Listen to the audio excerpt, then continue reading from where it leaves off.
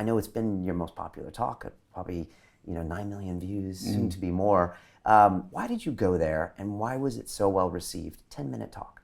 Well, it's interesting, isn't it? I have one of the slides I show sometimes when I'm training people is a slide of yin and yang. And, yin being the yielding, the dark, the feminine, the moon, and passive and receiving. Yang being the male, hot, white energy, and more kind of out there. And if you replace those two words with listen and tell, I think you get some idea of the way our culture is focused at the moment. And we're much more into telling than we are into listening. So it didn't surprise me that the TED Talk on speaking is about 5 times as popular as my TED Talk on conscious listening is. That's about the kind of balance. I mean, it's a rough barometer, but that's about the kind of balance I think we have in society generally, which is a bit of a shame. And, certainly it's very important to be able to speak powerfully. And in that talk, I was talking about this wonderful instrument that we all use, the human voice, which very few people think about. We don't train kids how to use it, more so in the States than we do here. I know, American kids do a lot more public speaking than we do here, but, the joys of prosody and intonation and of register and of pace and pitch, and these kind of things, we barely touch on these things at school. This is an instrument we just are expected to pick up and learn how to play on our own. When you went through those things you just described in your talk, I didn't know that they were named that. I hadn't heard of prosody. Yet I knew exactly what you were talking about right away. Prosody is fantastic. I mean, I adore it. What is that? So people well, prosody is the sing-song of language. So if I speak in a monotone, absolutely on one note, then it becomes incredibly tedious, and that's where the word monotonous comes from, monotone, one note. So we need it to give our speaking emotion. And it varies from culture to culture. If you know... Rio de Janeiro is almost like a song. Oh, it would be. I love Brazilian prosody.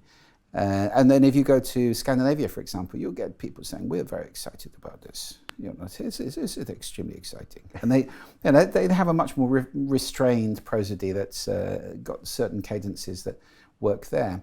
So it varies culture to culture. It varies individual to individual. Some Latin cultures are enormously vibrant.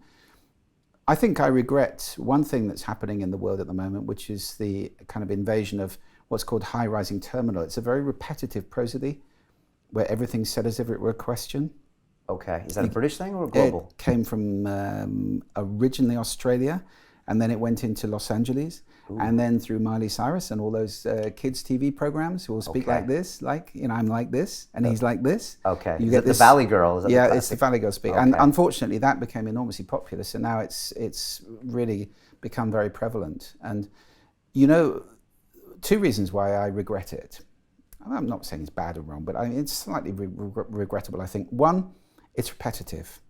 So it robs us of the richness of prosody, which I think is such a glorious song. And the second is, it's also slightly weak, because what's in there is a hidden question, is that okay? So when I'm doing this, I'm asking you, is this okay? Every statement, I really want to go to the pub tonight. And it's kind of... Yeah, you're asking permission. Begging permission, yeah. And as opposed to, I want to go to the pub tonight, which is a completely different... we can say, the way we say things is enormously influential. You think about the way you say no when somebody's tickling you compared to the way you say no when a kid steps out in a road.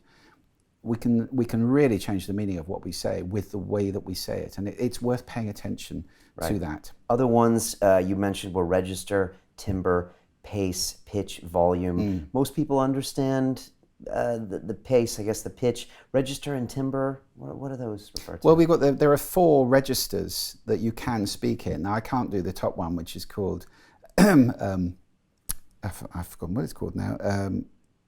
I'll come back to it. Mariah Carey can do it. It's very, very, very high indeed. Okay. Then down below that, you've got falsetto register, which is this one. Again, not terribly useful if you're trying to speak powerfully to somebody.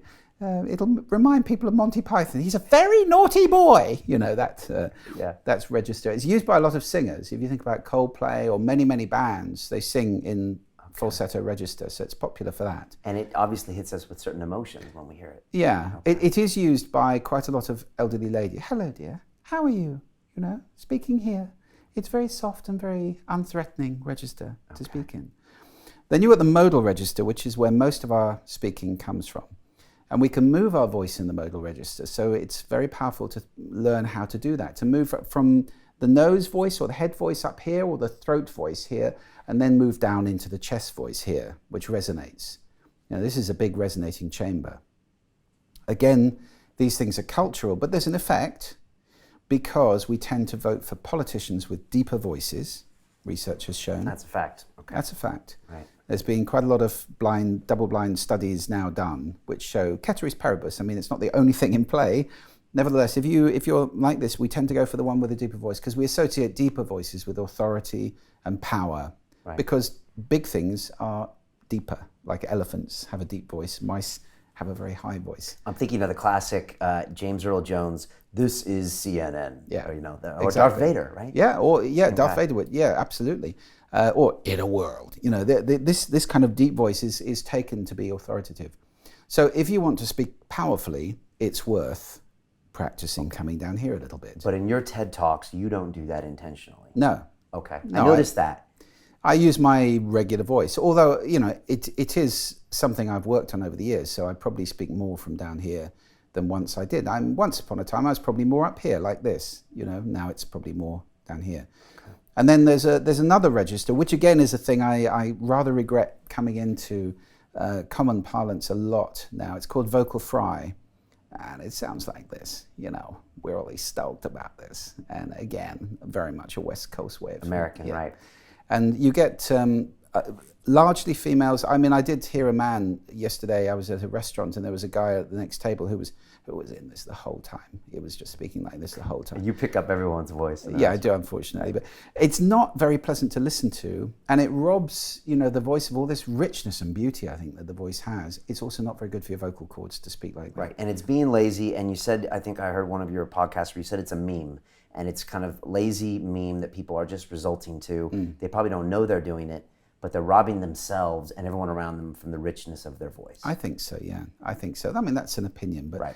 I'm not telling anybody how to behave. I think, if you've got a voice, why not explore the fullness and richness of it? To watch the rest of this fascinating interview, click on the link below and go to londonrealacademy.com. There you can sign in with your social media, log in and watch the rest of the episode for free, along with all of our episodes on London Real, my webinars, and all of our premium content, all located over at londonrealacademy.com. So click on the link below, you'll be directed there and you can watch the rest of this fascinating interview, and I'll see you there.